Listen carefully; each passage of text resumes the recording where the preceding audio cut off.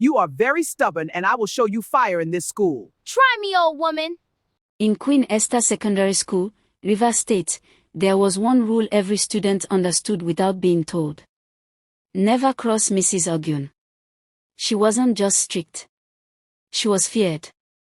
Tall, always dressed in dark skirts and stiff blouses, her heels announced her presence before her voice did. Students said her eyes had no warmth in them. Even teachers avoided unnecessary conversations with her. She taught government and civic education. Ironically, her punishments were legendary. Kneeling under the sun. Standing from morning assembly till lunch. Public humiliation for the smallest mistake. And she enjoyed it. Most students survived by becoming invisible. But Sola was not invisible. Sola was 16. Slim. Dark-skinned. Sharp eyes that always looked like they were questioning the world. She came from a modest home. Her mother sold fabrics in Bodija Market. Her father died when she was 9. She was brilliant, outspoken, and stubborn, the kind of girl teachers either loved or wanted broken. Mrs. Ogune wanted her broken.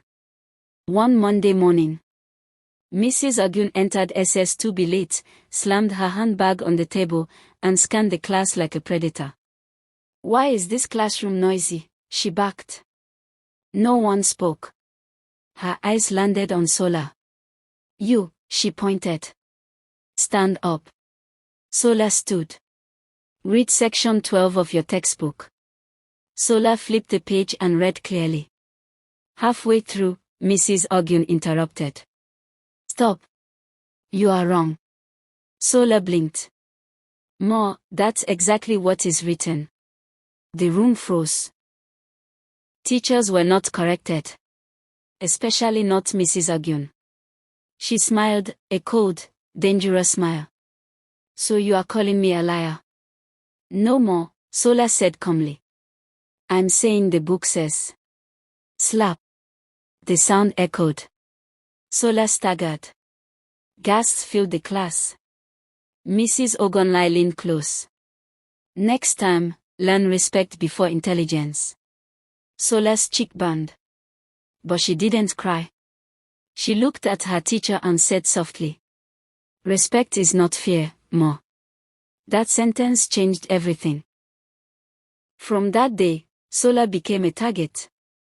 She was punished for asking questions, submitting neat assignments too confidently, correcting spelling errors on the board, even for scoring highest in tests. Once, Mrs. Ogune tore her exercise book in front of the class. "Girls like you need to be humbled." Students watched in silence. They were afraid. But they admired her. During the morning assembly, the sun was unforgiving.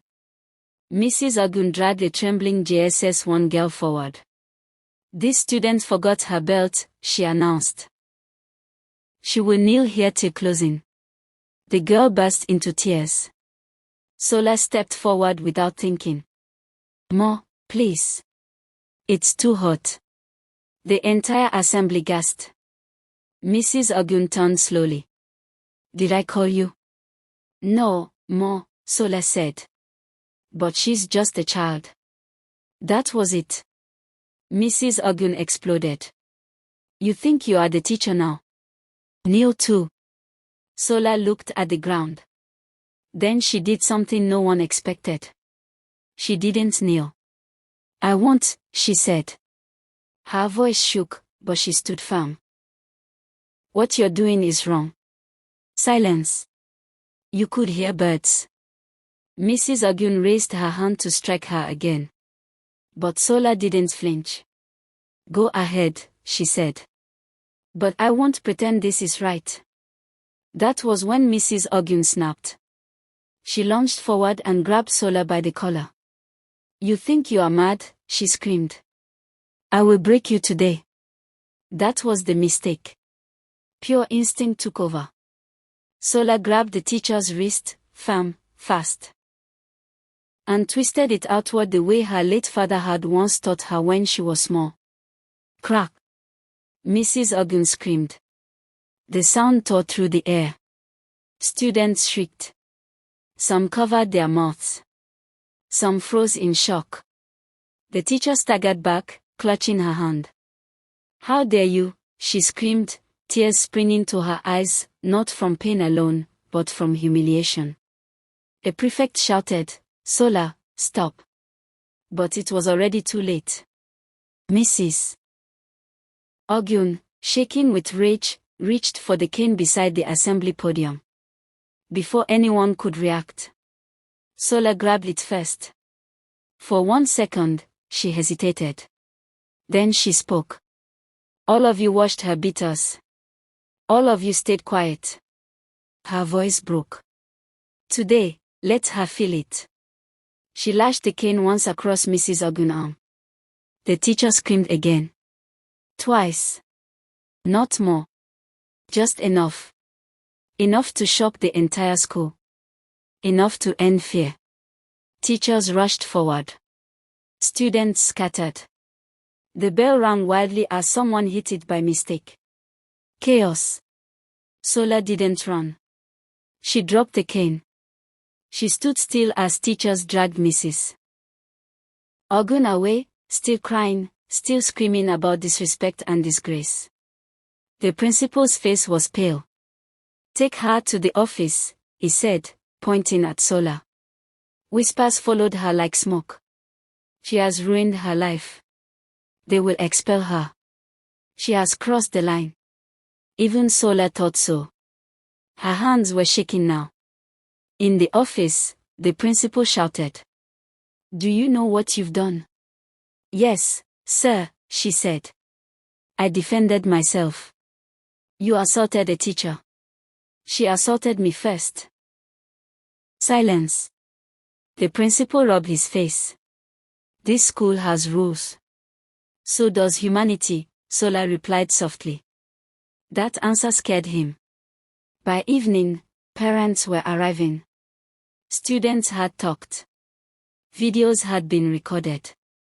Messages had spread. A mother stormed in crying about her daughter's bruises. Another brought screenshots of threats. Another spoke about kneeling punishments in the sun.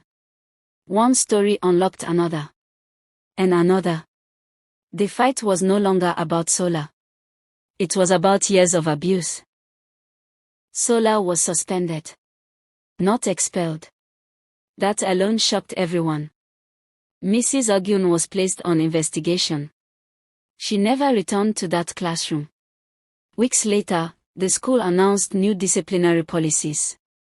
No corporal punishment. No public humiliation. Quietly. Without apology. On her final day before suspension, Sola packed her bag. A junior student ran to her. You're not wicked, the girl whispered. You're brave. Sola smiled faintly. I was just tired of being afraid. Please tell us what you have learnt in the comments below.